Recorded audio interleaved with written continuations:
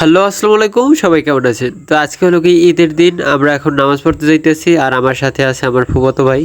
আর সবাইকে জানাই ঈদ মোবারক। যদিও একটু দেরি হয়ে গেছে এই ভিডিওটা ছাড়তে, যার কারণে একটু দেরিতে সবার কাছে যাইবে। তো যাই হোক, এখন আমরা নামাজ পড়তে যাব আর এই আমাদের ঘরের সামনে হলো গিয়ে আমাদের মসজিদ। তো কালকে সারা রাত প্রচুর পরিমাণে বৃষ্টি হয়েছে, যার কারণে এখন পুরো রাস্তায় কাদায় ভরে গেছে, যার কারণে পায়ের অবস্থা পুরো 12টা বেজে গেছে। আর এই জায়গায় সবাই বাড়ি দিয়ে আইয়া এই জায়গায় হাত পা ধুইতে আছে। তো সকালবেলা নাই দুই উইডা নামাজ পড়তে আসতে একটু দেরি হয়ে গেছে, যার কারণে প্রায় একদম শেষ সময় আই পড়ছি নামাজ পড়তে।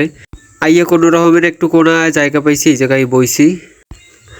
তারপরে এখন নামাজ পড়ছি, নামাজ পড়ার পর একটু মিলাদও পড়ছে, মিলাদে যাওয়ার ভিডিও করা হয় নাই। তারপরে মসজিদে আমিত্তি দিচ্ছে, তারপরে আমিত্তি নিয়ে আমরা বাইরে আইছি মসজিদের সামনে।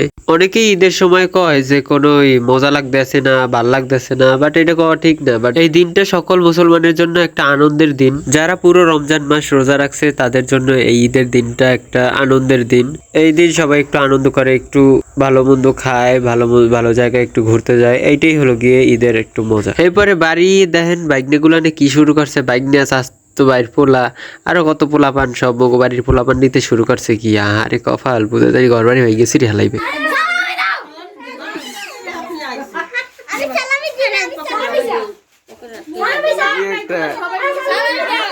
মই চাকরি করি